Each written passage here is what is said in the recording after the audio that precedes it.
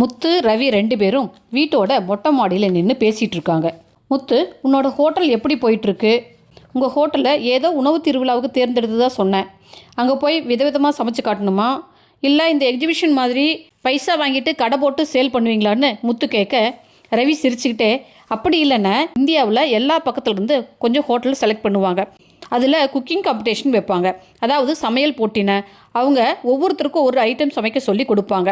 யார் பெஸ்ட்டாக சமைக்கிறதுன்னு பார்ப்பாங்கண்ணே அப்படின்னு சொல்ல, ஓ அப்படியா அப்படின்னு முத்து கேட்டுட்டு இருக்கும்போதே மனோஜும் அங்கே வராரு. மனோஜ் வந்த உடனே, அந்த கிறிஷ் பையன் நம்ம வீட்டில் இருக்கிறது எனக்கு சுத்தமாக பிடிக்கல, அவனை கொண்டு போய் எங்காவது ஆசிரமத்தில் விட்டுட்டு வந்துடலான்னு சொல்ல, முத்து, ஏண்டா அந்த பையன் நம்ம வீட்டில் இருக்கிறதுல உனக்கு என்ன பிரச்சனை அப்படின்னு கேட்குறாரு. ரவி, கிறிஷை வீட்டை விட்டு அனுப்புறதுலையே நீயும் அம்மாவும் ஏண்டா இவ்வளவு ஆர்வமாக இருக்கிறீங்க அப்படின்னு கேட்குறான்.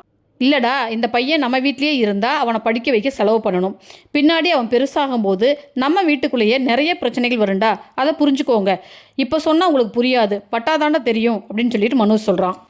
ரவி, அவன் சின்ன பையன்டா, அந்த லட்சுமி அம்மாவும் நம்மளை நம்பி நம்ம வீட்டில் விட்டுட்டு போயிருக்காங்க. கொஞ்ச நாளில் திரும்பி வந்து அவனையும் கூட்டிகிட்டு போகிறதா தானே சொல்லிட்டு போயிருக்காங்க. நீ ஏன் இதுக்கு இவ்வளோ எமோஷனல் ஆகிற? விடுடா, பார்த்துக்கலாம், நம்ம வீட்டில் தான் இத்தனை பேர் இருக்கோமில்ல அப்படின்னு சொல்கிறாரு ரவி. மனோஜ் அவங்க சொல்கிறத காதுலையே வாங்கிக்கிட்ட மாதிரியே தெரியலைங்க.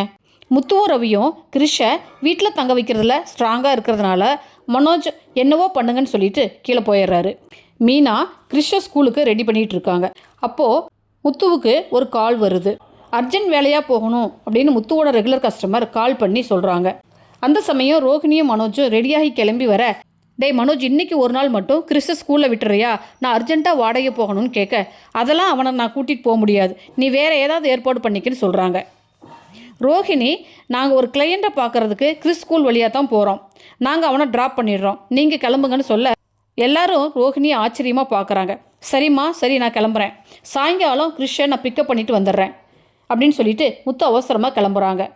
மனோஜ் திட்டிக்கிட்டே கிறிஸ்டை ஸ்கூலில் கொண்டு போய் விடுறாருங்க. கிறிஸ் வேற பய மனோஜ் அங்கிள்னு சொல்ல மனோஜ் முகத்தை திருப்பிக்கிறாரு. நீத்து பிளான் பண்ணி ரவியோட க்ளோஸாக எடுத்த ஃபுட் ஃபெஸ்டிவல் ஃபோட்டோஸை சுருதிக்கு அனுப்புகிறாங்க. சுருதி ஹோட்டலில் ஒரு முக்கியமான கஸ்டமரோட பேசிகிட்டு இருக்காங்க. வந்த கஸ்டமர் ஒரு பெரிய ஆர்டர் கொடுக்குறாரு. சுருதியும் குமாரும் ஃபுட்டு எத்தனை பேருக்கு வேணும், எந்த டேட்டில் வேணும், என்னென்ன ஃபுட் ஐட்டம்ஸ் வேணும் அப்படிங்கிறத நோட் பண்ணிகிட்டு இருக்காங்க. அப்போது சுருதிக்கு நீத்து அனுப்பின ஃபோட்டோஸ் எல்லாம் லைனாக வந்துகிட்டே இருக்குது. அதை ஓப்பன் பண்ணி பார்த்த சுருதி செம காண்டாயிடுறாங்க. உடனே ரவிக்கு கால் பண்ணி, என்ன ரவி இது, இப்படியே நீத்துவோட க்ளோஸாக நின்று ஃபோட்டோ எடுத்துப்பீங்க அப்படின்னு வாய்க்கு வந்தபடி கண்ணா பின்னான்னு திட்டுறாங்க. உங்கள் பர்சனல் லைஃப்பில் நீத்து தலையிட்டா நான் வேடிக்கை பார்த்துட்டு சும்மா இருக்க மாட்டேன்னு திட்டிட்டு கோபமாக ஃபோனை வச்சிடுறாங்க. ரவி சுருதி பேசுனதுனால பயங்கர டென்ஷன் ஆகிடுறாரு. சுருதியை சமாதானப்படுத்த பார்க்குறாரு, ஆனால் முடியல. நேராக நீத்துக்கிட்ட போய், ஏன் நீத்து, நீங்கள் ஃபுட் ஃபெஸ்டிவலில் எடுத்த ஃபோட்டோஸ் எல்லாம் சுருதிக்கு அனுப்புனீங்களா? அது நம்மோட ஹோட்டல் ஃபோட்டோஸ், அதை எதுக்கு நீங்கள் அவளுக்கு அனுப்புனீங்க? இந்த மாதிரி எல்லாம் பண்ணுறத இத்தோடு விட்டுடுங்க அப்படின்னு ரவி நீத்துவை வார்னிங் பண்ணிட்டு போகிறாங்க. வீட்டில் எல்லாரும் தூங்கிட்டு இருக்காங்க. முத்து, மீனா, கிறிஷ் 3 பேரும் ஹாலில் படுத்து தூங்குறாங்க. மீனா கிறிஷை எழுப்பி விட கிறிஷ் கட்டில் விட்டு இறங்கி விஜய அண்ணாமலை ரூமுக்கு போகிறான். மீனாவுக்கு வேறு பதட்டமாயிடுது. கிறிஷை ரோகிணி ரூமுக்கு போக சொன்னால் இவன் என்ன அத்தை மாமா ரூமுக்கு போகிறானேன்னு பார்க்குறாங்க. கிறிஷு விஜய அண்ணாமலை ரூமுக்குள்ளே போய் அவங்க 2 பேர் தூங்குறத கொஞ்சம் நேரம் நின்று பார்க்குறான். கொஞ்ச நேரம் நின்றுட்டு வெளியே வரும்போது விஜயா முழிச்சுக்கிட்டு கிறிஸை பார்த்து பயந்துக்கிறாங்க. சத்தம் போட போகிறாங்க. அப்புறம் அவங்களே கண்ட்ரோல் பண்ணிவிட்டு, இந்த பையன் இங்கே எதுக்கு வந்தான்னு தெரியலையேன்னு டென்ஷன் ஆகிடுறாங்க. கிறிஷு ரோஹிணி மனோஜ் ரூம் கதவை திறந்துட்டு போய் ரோஹிணி பக்கத்தில் படுத்துக்கிறான். ரோஹிணியும் தாய்ப்பாசத்தோடு அவனை கட்டி பிடிச்சிக்கிறாங்க.